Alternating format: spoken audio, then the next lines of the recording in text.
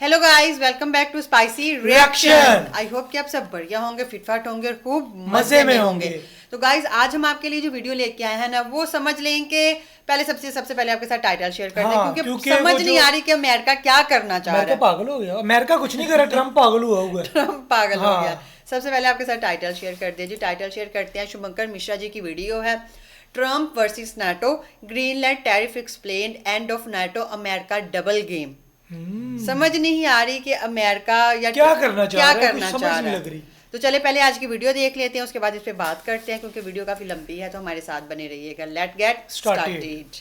तो शुभंकर मिश्रा जी की वीडियो बहुत ही जबरदस्त होती है। तो कुत्ता टॉमी, वेल आज की जियोपॉलिटिक्स में अमेरिका यही खेल बड़ी बेशर्मी से खेल रहा है, और ये बिल्कुल फनी नहीं, ये बहुत बहुत डरावना है। मतलब क्रोनोलॉजी को समझिए कि जब रूस के राष्ट्रपति व्लादिमीर पुतिन ये कहते हैं कि यूक्रेन पर हमारा नियंत्रण हमारी सुरक्षा के लिए जरूरी है, क्योंकि नाटो हमारी दहलीज पर आया, तो अमेरिका और पूरा पश्चिम चिल्लाता है कि यह तानाशाही है, रूस ने तो आक्रमण कर दिया, लोकतंत्र की हत्या हो रही है। लेकिन जब वही अमेरिका, वही डोनाल्ड ट्रंप ये कहते हैं कि ग्रीनलैंड पर हमारा कब्जा हमारी सुरक्षा के लिए जरूरी है, क्योंकि ऐसा हो सकता है कि चीन और रशिया वहां आ जाए, तो अमेरिका उसे स्ट्रेटजी बता रहा है, डील बता रहा है। मतलब भाई, आप करें तो मास्टर स्ट्रोक और कोई और ये करे तो वॉर क्रिमिनल। मैंने कहा डोनाल्ड ट्रंप साहब, ये दोगलापंथी आप लाते कहां से? वैसे ऐसे दोगलापन नहीं है, ये शुद्ध दादागिरी भी है। ये रूल ऑफ लॉ नहीं है, ये रूल ऑफ जंगल है, जहां पर जो कमजोर है उसे ताकतवर खा लेता है। ये वैसा ही है जैसा पुलिस वाला खुद चोर बन जाए और कहे मैं चोरी इसलिए कर रहा हूं ताकि कोई और चोरी ना कर पाए। और इसीलिए आज इस वीडियो के जरिए हम डिकोड करने वाले हैं डोनाल्ड ट्रंप की दादागिरी की पूरी इनसाइड स्टोरी। हम ये समझेंगे कि डोनाल्ड ट्रंप, अमेरिका ने आखिर क्यों 8 जिगरी दोस्तों की गर्दन पर टैरिफ की तलवार लगा दी है। हम ये जानेंगे कि ग्रीनलैंड में बर्फ के नीचे क्या ऐसा है जिसके लिए डोनाल्ड ट्रंप पागल हो रहे हैं। उस सीक्रेट शहर का राज जानेंगे जिसे दशकों तक दुनिया से छिपाया गया। हम आपको इस वीडियो में बताएंगे कैसे 75 साल पुराना नाटो गठबंधन, जो सोवियत संघ भी नहीं तोड़ पाया, वो आज अपने घर की लड़ाई में बिखरने को तैयार है। और साथ में सबसे जरूरी बात, इस वीडियो के अंत में हम यह भी समझेंगे कि ग्रीनलैंड की लड़ाई जो है वो भारत के अरुणाचल प्रदेश और चीन के लिए खतरे की घंटी कैसे है। इससे पहले इस कहानी की हम शुरुआत करें, हमारी आपसे गुजारिश है कि आप हमारे व्हाट्सएप चैनल से जरूर जुड़िएगा। आप जुड़ते हैं तो ये वीडियोस आप तक अपने आप पहुंच जाते हैं। लिंक हमने डिस्क्रिप्शन में, कमेंट सेक्शन में दे रखा है। अब कहानी शुरू करते हैं। ग्रीनलैंड की कहानी जो है वो सिर्फ जमीन के टुकड़े की नहीं है, वो दुनिया के बदलते नियमों की है। इसलिए कुर्सी की पेटी आपको बांधनी पड़ेगी, क्योंकि आज का सफर बहुत गहरा होने वाला है। नया साल शुरू हुआ है, अभी 20 दिन भी नहीं, लेकिन ऐसा लग रहा है कि सारी दुनिया जो है वो बारूद के ढेर पर बैठी है। ईरान में कब युद्ध हो जाए वो पता नहीं, वेनेजुला में जो हुआ वो सबने देख लिया। लेकिन 17 जनवरी 2026 जब यूरोप में लोग सो रहे थे, तब डोनाल्ड ट्रंप ने अपनों को भी झटका दे दिया। डोनाल्ड ट्रंप ने एक फरमान जारी किया जिससे वॉशिंगटन से लेकर ब्रुसेल्स तक हड़कंप मच गया। डोनाल्ड ट्रंप लिखते हैं कि Denmark, Norway, Sweden, France, Germany, UK, Netherlands और फिनलैंड, ये सभी देश जो ग्रीनलैंड पहुंचे, पता नहीं किस इरादे से, यह खतरनाक स्थिति है। इसलिए जब तक ग्रीनलैंड की पूर्ण और कुल खरीद के लिए डील नहीं हो जाती, तब तक 1 फरवरी से इन पर 10% टैरिफ और 1 जून से 25% टैरिफ लगाता हूं। डोनाल्ड ट्रंप नाटो के देशों पर टैरिफ लगा रहे थे, वैसे ही जैसे भारत पर लगाया था जब भारत ने उनकी बात नहीं मानी थी।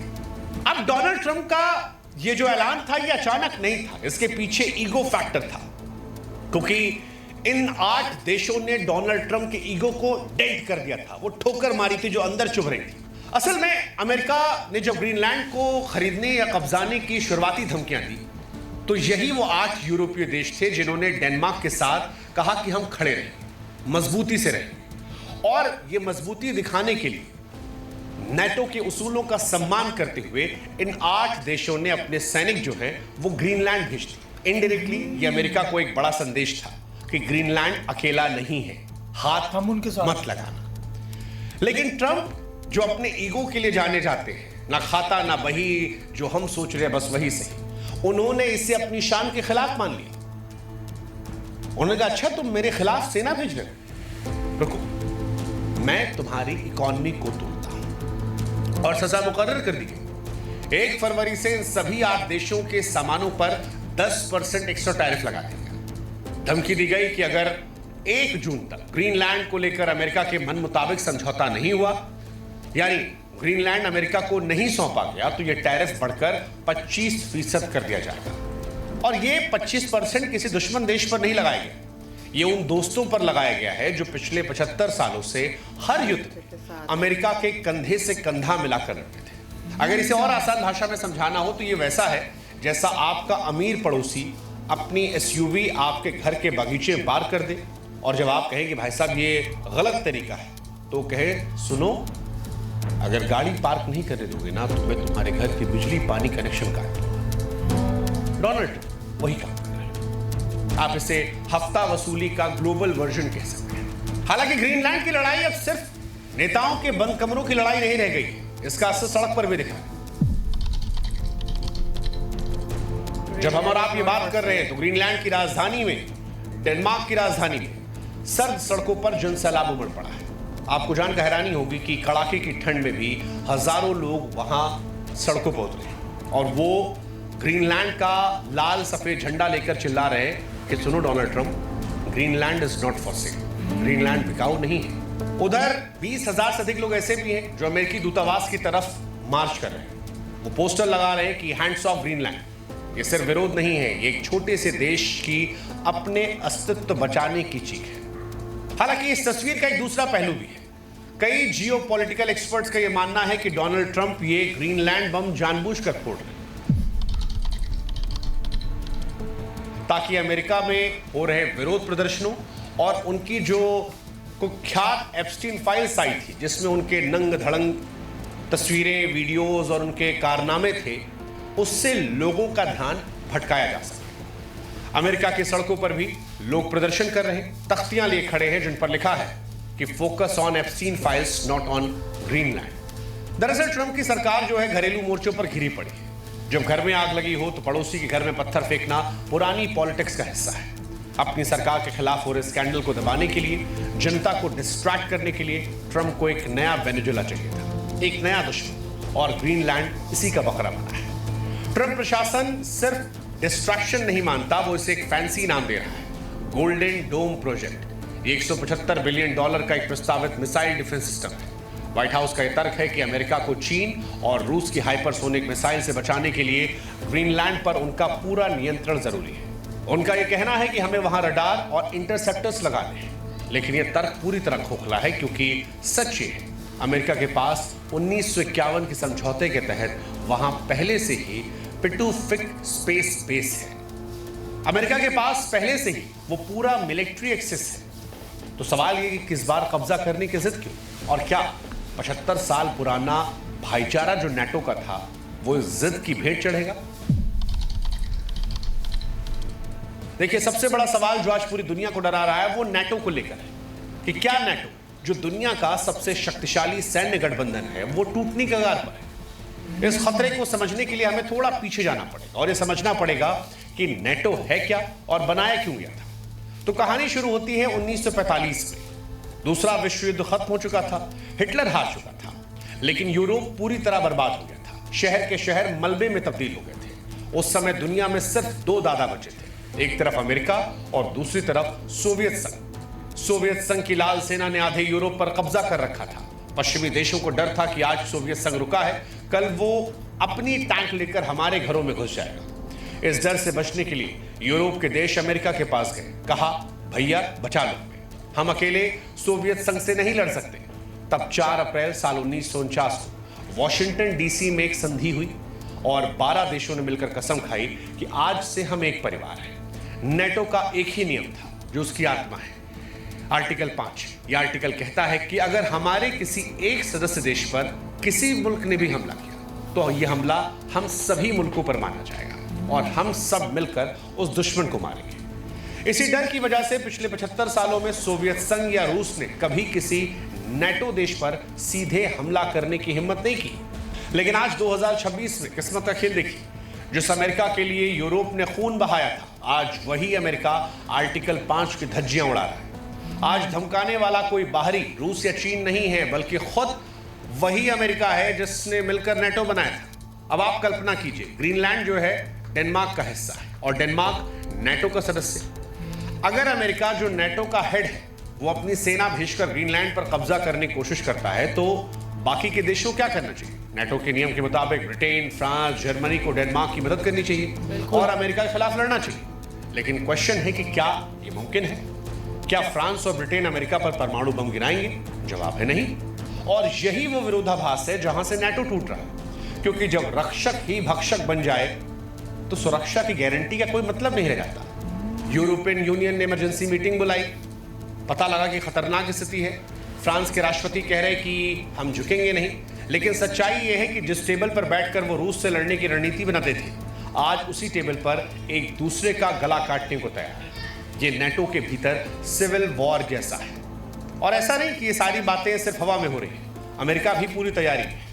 12 जनवरी के आसपास फ्लोरिडा के रिपब्लिकन कांग्रेसमैन रैंडी फाइन ने अमेरिकी संसद में एक खतरनाक बिल पेश किया, जिसका नाम है Greenland annexation and statehood act. ये बिल कोई मजाक नहीं, ये बिल राष्ट्रपति ट्रंप को व्हाटएवर स्टेप नेसेसरी, यानी जो भी जरूरी कदम हो वो उठाने की असीमित ताकत देता है, चाहे वो नेगोशिएशन हो, आर्थिक नाकेबंदी हो या फिर मिलिट्री एक्शन। यानी बंदूक लोड हो चुकी है, कानून बन चुका है, बस ट्रंप का ट्रिगर दबाना बाकी है। अब एक सवाल आपके जहन में आ सकता है कि ग्रीनलैंड क्यों? क्या सच में अमेरिका को वहां रूस और चाइना की मिसाइलों का डर है? जवाब है नहीं, ये सिर्फ दिखावे का है। जवाब बर्फ के नीचे छिपा है, अरबों खरबों डॉलर का खजाना। ग्रीनलैंड का 80% हिस्सा बर्फ से ढका है, लेकिन ग्लोबल वार्मिंग ने इस बर्फ को पिघलाना शुरू कर दिया है और पिघलती बर्फ के नीचे रेयर अर्थ मिनरल्स का भंडार है। आज की दुनिया तेल पर नहीं, चिप्स और बैटरियों पर चलती है। आपका आईफोन हो, टेस्ला कार या फिर F-35 फाइटर जेट, सबको चलने के लिए ये मिनरल्स चाहिए। फिलहाल इन पर चीन का राज है।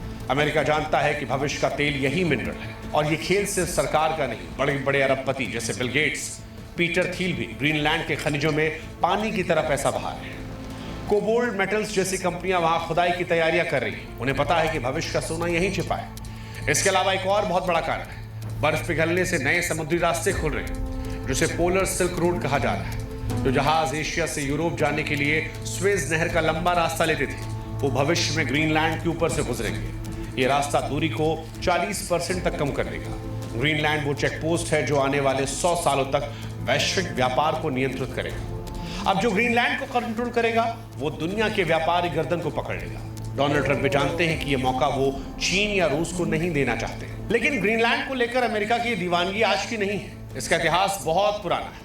क्या आप जानते हैं कि ग्रीनलैंड की बर्फ के नीचे अमेरिका का एक सीक्रेट शहर आज भी दबा हुआ है? बात है 1960 के दशक की। शीत युद्ध अपने चरम पर था। उस वक्त कोल्ड वॉर में अमेरिका ने ग्रीनलैंड में एक बेहद खुफिया मिशन चलाया था, जिसका नाम था प्रोजेक्ट आइस वर्म। प्लान बेहद खतरनाक था। अमेरिका ग्रीनलैंड की बर्फ की चादर के नीचे हजारों किलोमीटर लंबी सुरंगें खोदकर एक पूरा शहर कैंप सेंचुरी बसाना चाहता था। वहां 600 परमाणु मिसाइलें तैनात करने की योजना थी, जो लगातार चलती रहती और सोवियत संघ के निशाने पर होती। अमेरिका ने वहां पर सिनेमा हॉल, चर्च और रहने की भी जगह बनाई थी, सब कुछ बर्फ के नीचे।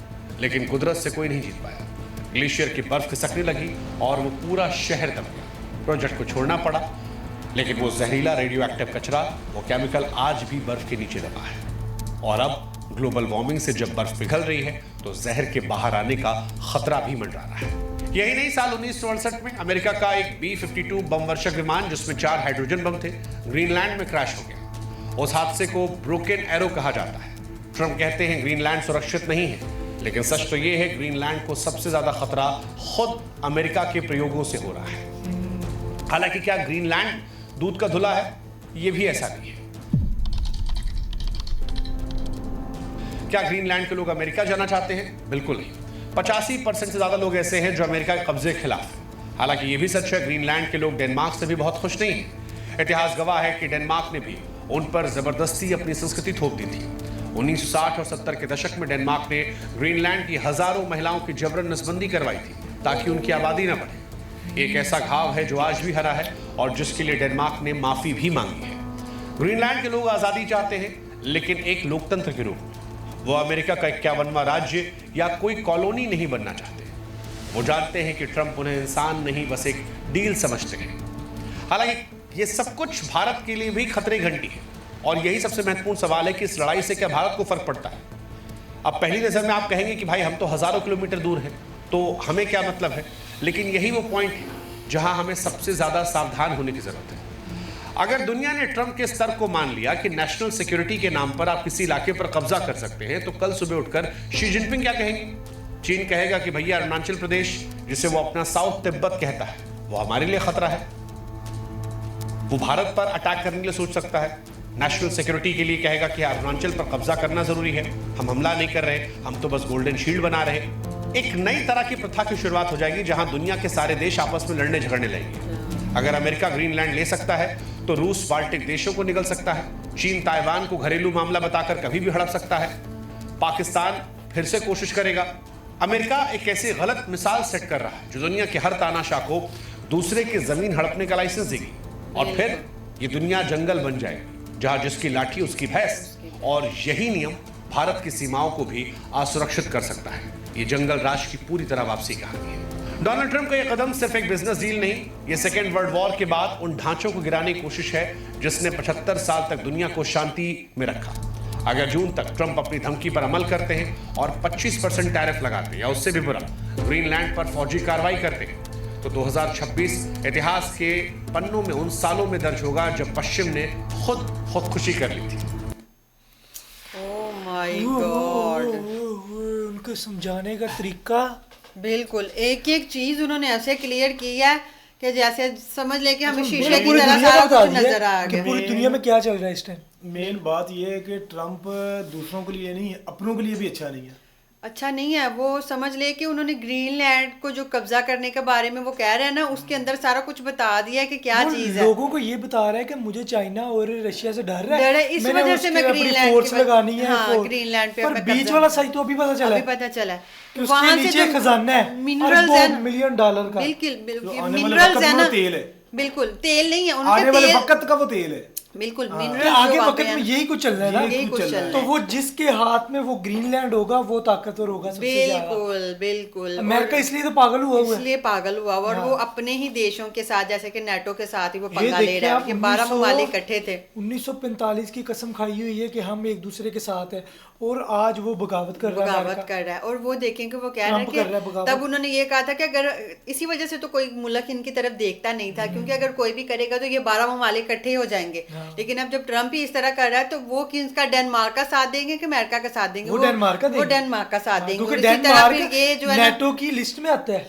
और उनकी वजह से उन्होंने कहा अगर ट्रंप इस तरह करता है तो चाइना जो है वो कल को कहेगा कि मैं इंडिया पर हिमाचल हमला कर प्रदेश लेता, पे हाँ। कि जी मैं उसको मैं कब्जा नहीं कर रहा, कब्जा नहीं सिर्फ कर रहा, golden shield शील्ड बना बना रहा रहा हूँ। हूँ। हाँ। और इस तरह बाकी ममालिक जो है वो भी इस तरह करेंगे। तो ये है कि एक इस तरह उकसाने फिर वाले वो रशिया है, हाँ। वो जो 7 देश लगते हैं उनके ऊपर कब्जा करेगा। सबके साथ इस फिर तरह वो के- उसने सही कहा है ना कि दुनिया एक जंगल बन जाएगा। जंगल बन कि जाएगा। जिसका राज, जिसकी लाठी उसका राज। मतलब जो ताकतवर होगा वो छोटे मुल्कों पे छोटे कब्जा मुल्कों करता पर जाएगा। कब्जा ये करता सब कुछ जाएगा। अगर देखा जाए तो वर्ल्ड वॉर 3 की तरफ जा रहा है। जा रहा है। दूसरा ये सारी शरारत जो अमेरिका की है, अमेरिका कर रहा है। अमेरिका कर रहा है। अमेरिका के सर पे पता नहीं कौन सा भूत सवार हो गया। अमेरिका अपने ट्रम्प आप को को मनवा रहा है। ट्रम्प को ये है कि मेरी जो हुकूमत रह गई है ना, मैं उसमें ऐसे कानून बना जाऊं कि जो बाद में ना आपस में ये लड़मड़ क्योंकि के इसका सारे ये है खत्म तो हो ये जाए। आखिरी दफा ये है। आखिरी दफा, इसके बाद इसके बाद इसने बनना नहीं है। लेकिन ये है कि शुभंकर मिश्रा जी ने अच्छा, इतनी मुझे अच्छी नहीं तरह पता एक्सप्लेन किया। था, मुझे ये ऐसा लग रहा था कि जो ग्रीनलैंड है ना वो डेनमार्क के हिस्से में आता है। तो डेनमार्क का हिस्सा है वो। नहीं नहीं, ग्रीनलैंड लहदा मुल्क है। डेनमार्क ने कब्जा किया हुआ है। वो जो ग्रीनलैंड के लोग हैं वो डेनमार्क से भी खुश नहीं है। डेनमार्क वो से उसके- भी वो खुश नहीं है क्योंकि हाँ। उन्होंने भी उनपे जबरदस्ती स्टरलाइजेशन करवाई गई थी हाँ। फीमेल्स की, जिसमें वो कहते थे कि ताकि ज्यादा उनकी बच्चे ना पैदा कर बच्चे ना सके, पैदा हो इनकी सके, बातें कि इनकी ज्यादा ज्यादा हो, बात ना ज्यादा बढ़ ना हो। सके। लेकिन ये है कि वाकई ही अमेरिका जो है वो समझ लिया कि वो पागल हो गया। जैसे उन्होंने शुरू में कहा था आपका कुत्ता मेरा कुत्ता नहीं, ਤੁਹਾਡਾ हमारा- कुत्ता साडा कुत्ता टोमी, पता साडा नहीं क्या- कुत्ता साडा कुत्ता ताड़ा कुत्ता टोमी। टोमी। हाँ, हाँ, अमेरिका मतलब ये कर रहा है अमेरिका ये कह कि रहा है। मैं जो भी करूं मेरा कुत्ता है। हाँ आप जो भी करोगे आपका कुत्ता टॉमी। बिल्कुल नहीं, ये गलत हो गया। हमारा टॉमी है, तुम्हारा कुत्ता है। हाँ, अमेरिका जो भी करे वो कहेगा मेरा कुत्ता टोमी है, आप लोग जो करो आप लोगों का कुत्ता कुत्ता ही है। बिल्कुल, लेकिन ये है कि ये तो फिर सरासर जबरदस्ती अमेरिका है। दरअसल ये साबित कर रहा है कि मैं दुनिया का सुपर पावर हूँ, मैं जो चाहे कर सकता हूँ। लेकिन अब वो भी तो देखो ना कि सुपर पावर वो कहाँ से रहेगा जब उसके साथ के अपने ममालिक जो हैं वो हट जाएंगे। 11 देश जब उसके साथ से हट जाएंगे, जिसकी वजह से वो नेटो की उन्होंने अपना एक अपने आप को पावर बनाया हुआ। ये भी तो देखो ना काम क्या कर रहा है कि वो अपने हर देशों पे कब्जा कर रहा है। कब्जा कर रहा है। हाँ, वो अपनी सुपर पावर समझ को ले मनवा रहा है। समझ ले कि ये समझ लो कि ये जो एक 11-12 के समझ ले कि वो एक फैमिली के मेंबर थे, जिसमें पर से एक फ्रांस फैमिली ने- का मेंबर जो है वो उठ के कहता है मैं सबको खा लूंगा। फ्रांस ने बहुत अच्छा जवाब दिया, उसने कहा अमेरिका जो मर्जी कर ले, हम डेनमार्क से पीछे नहीं हटेंगे, नहीं, हाँ, हम उसका बिल्कुल, साथ देंगे। बिल्कुल साथ देंगे। तो फ्रांस भी बहुत ताकतवर मुल्क है, बिल्कुल। वो भी डिफेंस के मामले में बहुत ताकतवर है। लेकिन ये है कि समझ लें कि वो बहुत अच्छे हर तरीके से तरफ ही वैसे जो मैंने बताया। वो कह रहे हैं कि परेशानी जो सामने नजर आ रही है हाँ, बिल्कुल। सबके सामने, सभी ममालिक में तो ये ये कि एक हलचल जंगल राज मची ही बन हुई रहा है, है, जंगल राज है। बिल्कुल वर्ल्ड वॉर 3 की तरफ ही जा रहा है ना, कि बिल्कुल, पूरा अगर इस मुल्क तरह हुआ तो हर सारी कोई लड़ाई आपस में होगी। लड़ता वो जाएगा। कहते हैं ना जिसकी लाठी उसकी भैंस, इस टाइम वो पावरफुल में है अमेरिका, वो जो चाहे वो कर रहा है। वो कर रहा है। लेकिन ये है कि आपके क्या विचार है इस वीडियो के बारे में हमारे साथ जरूर शेयर कीजिएगा। वीडियो बहुत ही जबरदस्त थी और बहुत ही अच्छे तरीके से एक्सप्लेन की गई थी। तो चलें जी, मिलते हैं जी नेक्स्ट वीडियो में। अपना ख्याल रखिएगा। गुड बाय, अल्लाह हाफिज।